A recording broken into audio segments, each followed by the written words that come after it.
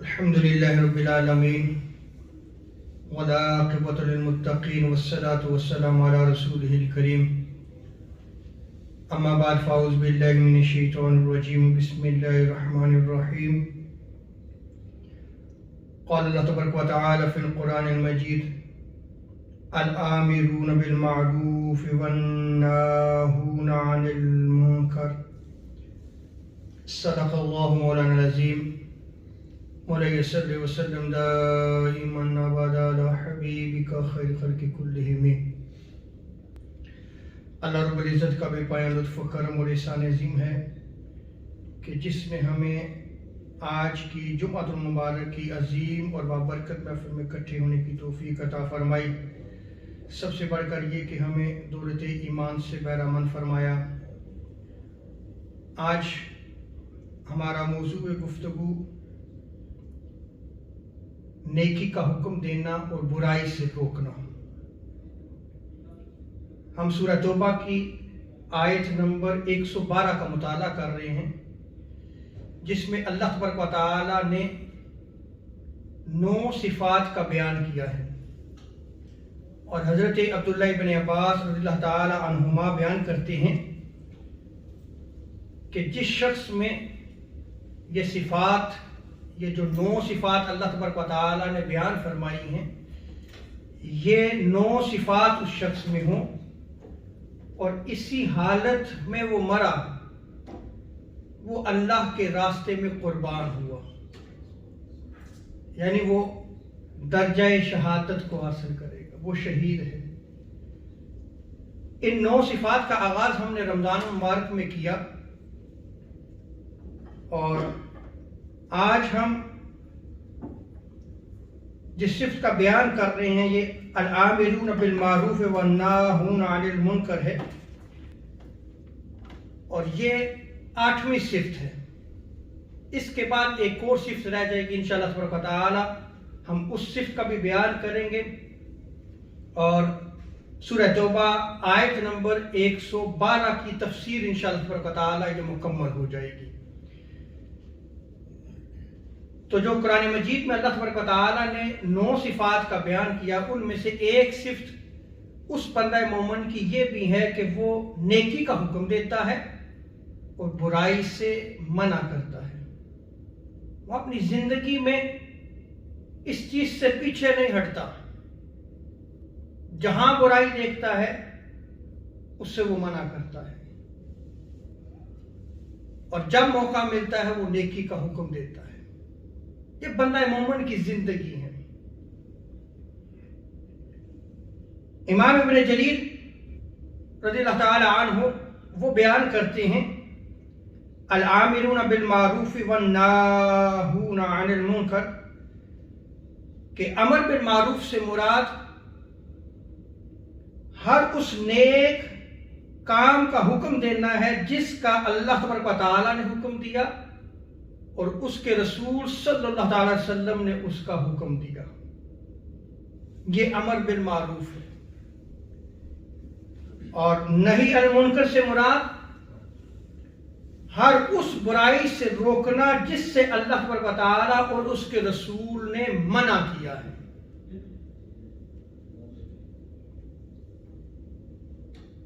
امر بالمعروف و نہی عن المنکر یعنی نیکی کا حکم دینا اور برائی سے روکنا، یہ آقا علیہ السلام کی امت کی ایک نشانی بھی ہے۔ اور جب تک یہ امر بالمعروف و نہی عن المنکر یعنی نیکی کا حکم دینا اور برائی سے روکنا اس امت میں رہے گا، عذاب سے محفوظ رہے گی۔ لیکن جب یہ امر رک جائے گا تو پھر اللہ تبارک و تعالی اپنا عذاب نازل فرمائے گا۔ اس میں چند روایات آپ کے سامنے رکھتا ہوں۔ بخاری مسلم کی متفق علیہ روایت ہے، حضرت ابو سعید خدری رضی اللہ تعالی عنہ اس روایت کو نقل فرماتے ہیں۔ آقا علیہ السلام نے ارشاد فرمایا، راستوں میں بیٹھنے سے بچتے رہنا۔ جیسا کہ آج کل ہم بھی راستوں میں بیٹھ جاتے ہیں یا راستوں میں کھڑے ہو جاتے ہیں، گفتگو کرتے ہیں، हुजूर ने इससे मना फरमाया। साहबा ने अर्ज की, या रसूलुल्लाह सल्लल्लाहु अलैहि वसल्लम, हमें ऐसी जगह पर बैठने के सिवा कोई चारा नहीं। हम एक जगह इकट्ठे हो जाते हैं रास्ते में तो हम गुफ्तगू करते हैं, बातचीत करते हैं, तो हमारा जो है इसके सिवा कोई चारा नहीं है। तो आका अलैहिस्सलाम ने इरशाद फरमाया, अगर तुम्हारा रास्तों में बैठना जरूरी है तो रास्ते का फिर हक अदा करो। अर्ज की, या रसूलुल्लाह सल्लल्लाहु अलैहि वसल्लम, रास्ते का हक क्या है? तो हुजूर अलैहिस्सलाम ने इरशाद फरमाया, नजर नीची रखना, ये रास्ते का हक है। अगर आप रास्ते में खड़े हो जाते हैं तो फिर आपको अपनी निगाह और नजर को नीचे रखना होगा। और हमारा हाल इसके बिल्कुल बरअक्स है। हम रास्ते में किसी चौराहे में अगर बैठ जाते हैं, बातचीत करते हैं, खड़े होते हैं, तो जो गुजर रहा होता है वो जब तक गुजर नहीं जाता हमारी निगाहें नहीं उठती। हालांकि ये रास्ते का हक अदा करना हुजूर अलैहिस्सलाम की तालीमात में से कि रास्ते का हक ये है कि अपनी निगाह को नीची रखो। तकलीफ दे चीज है रास्ते में पड़ी हुई तो उसको हटा दो। सलाम का जवाब देना यह भी रास्ते का हक है। और आगे आका अलैहिस्सलाम ने इरशाद फरमाया कि अच्छी बात का हुक्म देना और बुरी बात से मना करना यह भी रास्ते का हक है। सो अगर आप किसी चौराहे पे खड़े होते हैं, किसी जगह पे खड़े होकर गुफ्तगू करते हैं, बातचीत करते हैं, तो जो रास्ते के हकूक हैं वो अदा करने लाजिम है। यानी वहां पे आप खड़े होकर भी नेकी का हुक्म देना और बुराई से मना करना, इस अमल से नहीं रुक सकते। अगर आपके सामने कोई बुराई हो रही होगी तो आप उससे मना करेंगे, नेकी का हुक्म वहां पे भी देंगे। हजरत हुज़ैफा रज़ियल्लाहु ताला अन्हु इस रिवायत को नकल फरमाते हैं। आका अलैहिस्सलाम ने इरशाद फरमाया, आदमी का फितना यानी उसकी आजमाइश उसके अहलो अयाल, उसके माल और उसके पड़ोस में है। यानी बंदा मोमिन की इन चीजों से आजमाइश होती है, ये उसके लिए फितना है, आजमाइश है उसके लिए। हुजूर ने इरशाद फरमाया कि इसका कफारा ये है कि नमाज अदा किया करो, खैरात किया करो और अच्छी बात कहा करो और बुरी बात से रोका करो। यह कफारा है उस आजमाइश और उस फितने का जो तुम्हारे लिए, तुम्हारे अहलो अयाल में, तुम्हारे माल में और तुम्हारे पड़ोस में रखा गया है।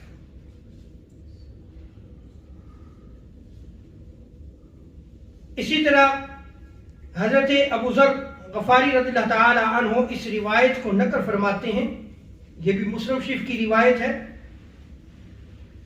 सहाबा किराम आका अलैहिस्सलाम की बारगाह में मौजूद थे तो सहाबा ने अर्ज की, या रसूलुल्लाह सल्लल्लाहु अलैहि वसल्लम, ये जो मालदार हैं ये सदका और खैरात करके हमसे सबकत ले गए हैं, ये हमसे आगे बढ़ गए नेकियों में।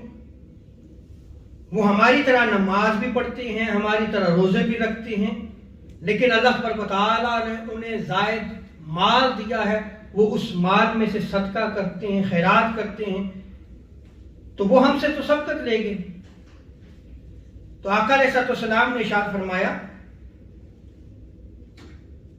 कि अल्लाह तआला ने तुम्हारे लिए सदका का सबब नहीं बनाया। अब सदका समझिएगा, सदका का माना और मफहूम क्या है। हमारे यहाँ एक खास किस्म का जो है वो सदका और खैरात को ही जो है वो सदका कहा जाता है। अब इस माना की वुसअत आप इस हदीस मुबारक और एक और हदीस मुबारक में नकल करूंगा। सदका क्या है इसको आप समझिएगा। हुजूर अलैहिस्सलाम ने इरशाद फरमाया कि जो तुम हर तस्बीह करते हो ये भी सदका है। आपने सुभान अल्लाह कहा है, ये भी सदका है। हर तकबीर सदका है, हर बार अल्हम्दुलिल्लाह कहना भी सदका है, हर बार لا الہ الا اللہ کہنا بھی صدقہ ہے. اور اسی طرح حضور نے ارشاد فرمایا نیکی کا حکم دینا بھی صدقہ ہے, برائی سے روکنا بھی صدقہ ہے. اور آگے آقا علیہ السلام نے ارشاد فرمایا کہ جب تم شادی کر لیتے ہو اور شادی کے بعد جو عمل زوج ہوتا ہے یہ عمل کرنا بھی تمہارے لیے صدقہ ہے. صحابہ کی مجلس تھی, عرض کی یا رسول اللہ صلی اللہ علیہ وسلم اگر کوئی شخص شہوت کی غرض سے عمل زوج کرتا ہے تو پھر بھی صدقہ ہے؟ تو حضور علیہ السلام نے ارشاد فرمایا ہاں پھر بھی صدقہ ہے, اس لیے کہ اگر وہ اپنی شہوت کو حرام طریقے سے کرتا تو اسے گناہ نہ پہنچتا, وہ تو حلال طریقے سے جو ہے وہ اپنی شہوت کو پوری کر رہا ہے, تو یہ عمل بھی اس کے لیے کیا ہے؟ صدقہ ہے. اس پہ بھی اس کو اجر ملے گا, ثواب ملے گا. تو آپ دیکھیں کہ آقا علیہ السلام نے جو صدقہ کی تعریف میں چیزیں بیان کی ہیں, کیا آج ہمارے وہم و گمان میں یہ چیزیں ہیں کہ یہ بھی صدقات میں سے ہی آتا ہے, یہ بھی صدقہ ہے؟ آگے دیکھیے حضرت ابو ذر رضی اللہ تعالی عنہ روایت کو نقل فرماتے ہیں اور سنن ترمذی میں اس روایت کو نقل کیا گیا ہے. آقا علیہ السلام نے ارشاد فرمایا کہ اپنے بھائی کے سامنے جب تم مسکراتے ہو اور مسکراتے ہوئے ملتے ہو تو یہ بھی صدقہ ہے. تو جب آپ کسی مسلمان بھائی سے ملیں تو مسکراتے ہوئے ملیں, یہ بھی صدقہ ہے. کیوں اس صدقے سے دور ہوتے ہیں؟ بھائی آپ نے کرنا کیا ہے؟ آپ نے صرف یہ عمل کرنا کہ آپ اسمائلنگ فیس کے ساتھ اس سے جو ہے وہ ملیں, سلام دعا کریں, ملاقات کریں, یہ بھی آپ کے لیے صدقہ بن جائے گا. آگے آقا علیہ السلام نے ارشاد فرمایا نیکی کا حکم دینا اور برائی سے روکنا بھی صدقہ ہے. اگر کوئی راستہ بھولا ہوا ہے اس سے راستہ بتانا بھی صدقہ ہے, اس کی رہنمائی کر دینا یہ بھی صدقہ ہے. اور کسی اندھے کو راستہ دکھانا یہ بھی صدقہ ہے. نابینا ہے آپ اس کو اس کی منزل تک پہنچا دیتے ہیں, حضور ارشاد فرماتے ہیں یہ بھی صدقہ ہے. پتھر کانٹا ہٹی راستے میں اگر پڑی ہوئی ہے اس کو راستے سے ہٹا دینا یہ بھی صدقہ ہے. اور اگر تم پانی نکال رہے ہو کنویں سے اور اپنے ڈول سے اپنے بھائی کی مدد کرتے ہو, اس کا برتن پانی سے بھر دیتے ہو تو یہ بھی صدقہ ہے. تو دیکھیں یہ صدقہ اس میں کتنی وسعت ہے. اب ان تمام روایات میں جو میں نے آپ کے سامنے نقل کی ہیں اس میں آقا علیہ السلام نے یہ بھی بیان فرمایا ہے کہ نیکی کا حکم دینا اور برائی سے رکنا یہ بھی کیا ہے؟ صدقہ ہے. اور یہ یاد رکھ لیں کہ حق بات ہمیشہ کہنا, اس سے ڈرنا نہیں چاہیے کیونکہ یہ نیکی کا حکم ہوتا ہے. جب آپ حق بات کہتے ہیں تو آپ نیکی کا حکم دیتے ہیں, اور آپ کے سامنے اگر برائی ہو رہی ہو تو اس سے روکنا بھی آپ کے لیے لازم ہے, کیونکہ یہ صرف سورہ توبہ میں اللہ تعالیٰ نے بیان فرمائی ہے کہ وہ نیکی کا حکم دینے والے اور برائی سے روکنے والے ہیں. ہمارے ہاں رشتہ داری, تعلق, واسطہ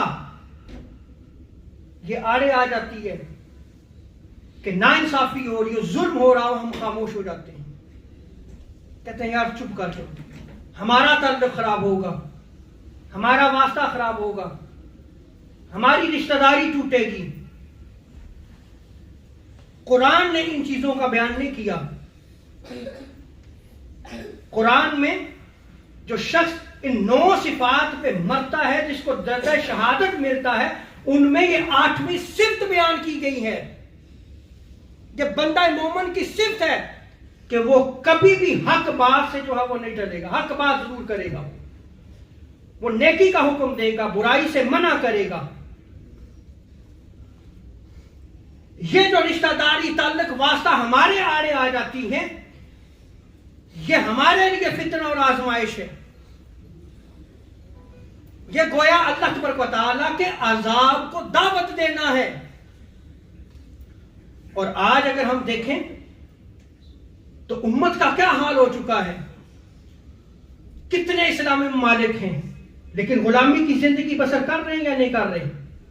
اگر غلامی کی زندگی بسر ہو رہی ہے تو یہ اللہ کا عذاب ہے۔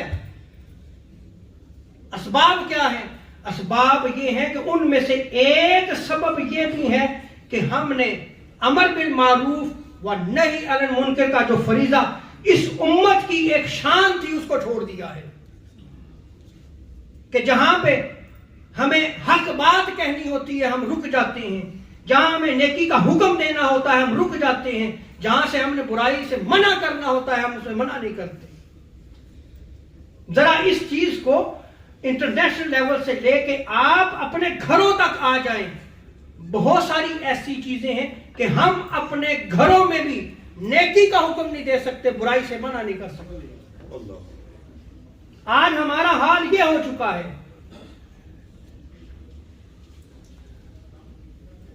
اس پہ میں صرف چند روایات نقل کرتا ہوں اور یہ سوچئے گا کہ ہم کس راہ پہ چل رہے ہیں۔ پہلی روایت حضرت ابو سعید خدری رضی اللہ عنہ کی ہے کہ آقا علیہ السلام نے ارشاد فرمایا، کسی کا خوف تمہیں اس حق بات کو کہنے سے منع نہ کرے جس کا تمہیں علم ہو۔ تم جانتے بھی ہو کہ یہ حق بات ہے اور تم رک جاؤ، پھر ایسا نہ کرنا، کیونکہ کوئی شخص تمہاری موت کو نہ مقدم کر سکتا ہے نہ تمہیں رزق سے محروم کر سکتا ہے۔ وہ رازق رب تعالیٰ ہے، وہ رزق تمہیں دے گا۔ حق بات ہے تو کہہ دو، تم حق بات سے کہنے سے نہ رکو۔ نہ ہی وہ تمہیں مار سکتا ہے، اس لیے کہ موت اور زندگی کا مالک رب تعالیٰ ہے۔ حق بات ہمیشہ کہنی چاہیے، اس سے کبھی بھی نہ رکو۔ اور حضرت حذیفہ بن یمان کی ایک روایت میں آتا ہے کہ آقا علیہ السلام نے ارشاد فرمایا کہ اس ذات کی قسم جس کے قبضہ قدرت میں میری جان ہے، حضور قسم اٹھاتے ہیں، تم ضرور بالضرور نیکی کا حکم دیتے رہنا اور برائی سے منع کرتے رہنا، ورنہ اللہ تبارک و تعالیٰ تم پہ اپنا عذاب بھیجے گا۔ پھر تم اسے رب تعالیٰ کو مدد کے لیے پکارو گے تو تمہاری مدد نہیں کی جائے گی، تمہاری پکار کو نہیں سنا جائے گا، پکارو گے تو تمہاری پکار کو رد کر دیا جائے گا، مانگو گے عطا نہیں کیا جائے گا۔ کیا کیا ہے آپ نے؟ نیکی کا حکم نہیں دیا، برائی سے منع نہیں کیا۔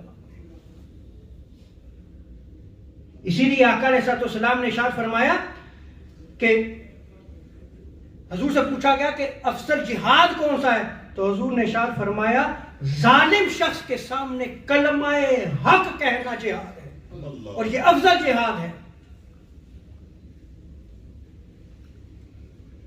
اور آگے ام المومنین حضرت عائشہ صدیقہ رضی اللہ تعالی عنہا آپ بیان کرتی ہیں کہ حضور علیہ السلام نے ارشاد فرمایا نیکی کا حکم دو، برائی سے منع کرو، قبل اس کے کہ وہ دور آ جائے جب تم اللہ تبارک و تعالیٰ سے دعا مانگو تو تمہاری دعا قبول نہ ہو، تمہاری دعا ہی قبول نہ ہو، وہ وقت نہ آ جائے۔ اور ایک اور روایت میں حضرت ابو ہریرہ رضی اللہ تعالیٰ عنہ بیان کرتے ہیں کہ حضور علیہ السلام نے ارشاد فرمایا تم ضرور بالضرور نیکی کا حکم دو، برائی سے منع کرتے رہو، ورنہ اللہ تبارک و تعالیٰ تم میں سے برے لوگوں کو تم پر مسلط کر دے گا۔ آج آپ دیکھ لیں برے لوگ مسلط ہیں یا نہیں مسلط؟ آپ انٹرنیشنل لیول پہ چلے جائیں، اسلامی ممالک کی طرف دیکھ لیں، ظالم حکمران مسلط ہیں یا نہیں مسلط؟ اور پھر آپ اس کو نیچے تک اپنی سوسائٹی میں آپ نگاہ دہراتے چلے جائیں، آپ کو یہی چیز نظر آئے گی۔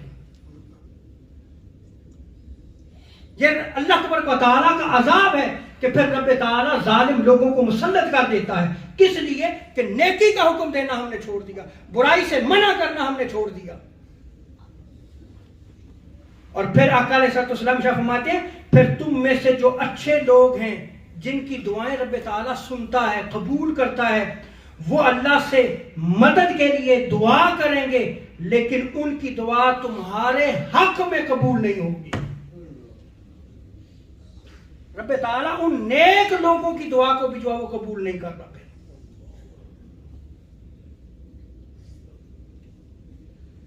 اللہ اکبر. اس لیے ہمیں نیکی کا حکم اور برائی سے جو ہے یہ روکنا، یہ عمل ہمیشہ جاری رکھتے رہنا چاہیے. دیکھیں ہم نے دین کو بڑا مقید کر دیا ہے. ہماری سوچ میں دین صرف یہ ہے کہ ہم نماز پڑھ لیں، روزہ رکھ لیا، پیسہ ہے تو حج کر لیا، صدقہ خیرات کر لیا، بس اللہ اللہ یہی ہمارا سارا دین ہے. یہ سارا دین نہیں ہے، یہ دین کا ایک جز ہے جسے اب ادا کر رہے ہیں.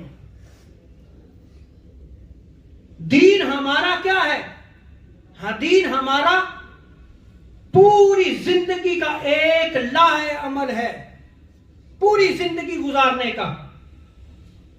آپ کا بزنس بھی آپ کا دین ہے، آپ کا کاروبار تجارت یہ آپ کا دین ہے، سیاست آپ کا دین ہے، حکمرانی کرنا آپ کا دین ہے. ہمیں تو بس یہی سمجھایا گیا، یہی سمجھایا جا رہا ہے کہ یہ دین یہ دین یہ دین. آج ہم کہاں کھڑے ہیں؟ کیا آج بحیثیت امت مسلمہ میں بہت بڑا سوال چھوڑ کے جا رہا ہوں. ہمارے نوجوانوں میں، ہمارے بچوں میں دین کا یہ کنسپٹ موجود ہے؟ آپ اپنے بچوں سے یہ صرف جا کے چند سوالات کیجئے گا کہ ولایت یا ولی کیا ہوتا ہے. ولایت یا ولی کے جو مراتب ہیں ان میں ایک جو سب سے بڑا مرتبہ ہے وہ کیا ہے؟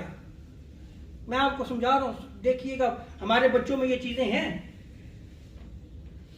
صحابہ کرام ہیں. صحابہ کرام کون ہیں؟ اہل بیت اطہار کون ہیں؟ ان کا مقام و مرتبہ کیا ہے؟ خلفائے راشدین کون تھے؟ حضور نے مدینہ میں کیا کام کیے؟ یہ وہ سوالات ہیں آپ پوچھیں اپنی نوجوان نسل سے. ہمارے ہاں تو بچوں کے لیے بس ہم یہی ضروری سمجھتے ہیں کہ بچپن میں قرآن پڑھانے کے لیے، دین کی سمجھ بوجھ کے لیے مسجد بھیج دیا، ہم نے کہا بس ہمارا فریضہ پورا ہو گیا. آپ نے کچھ بھی نہیں دیا، آپ نے دین نہیں دیا اپنے بچوں کو. اور اگر آپ اپنے بچوں کو دین نہیں دیں گے تو آنے والے وقت میں یہ آپ کے بچے کے ایمان کو بھی لے ڈوبیں گے. اس قدر فتنے ہیں اس وقت. اللہ تبارک و تعالی عمل کی توفیق عطا فرمائے. حضرت عبداللہ ابن عباس رضی اللہ تعالیٰ عنہ بیان کرتے ہیں حضور نے ارشاد فرمایا انسان کے ہر عضو اور ہر روز ایک نماز ہے. یہ سنیے گا، ہر عضو پہ ایک نماز ہے اور ہر روز ایک نماز ہے. لوگوں میں سے ایک شخص نے عرض کی یہ تو ہمیں بہت سخت بات محسوس ہوتی ہے. حضور نے ارشاد فرمایا تمہارا امر بالمعروف یعنی نیکی کا حکم دینا و نہی عن المنکر یعنی برائی سے منع کرنا بھی نماز ہے. یہ بھی نماز ہے. کمزور کی مدد کرنا بھی نماز ہے. راستے سے کانٹے وغیرہ تکلیف دہ چیز کو ہٹانا یہ بھی نماز ہے. اور نماز کے لیے تم جب قدم اٹھاتے ہوئے مسجد جاتے ہو تو وہ بھی تمہارے لیے کیا ہے؟ نماز ہے. آخری بات پہ میں ختم کرتا ہوں اور یہ سوال ہے کہ ہمارے ہاں ایک کنسپٹ ہے کہ بھئی تم خود تو نیک ہو جاؤ پھر نیکی کا حکم دے لینا. یہ ہے نا کنسپٹ؟ بھئی تم کون ہو؟ تم ہمیں سمجھا رہے ہو، تم پہلے اپنی تو اصلاح کر لو.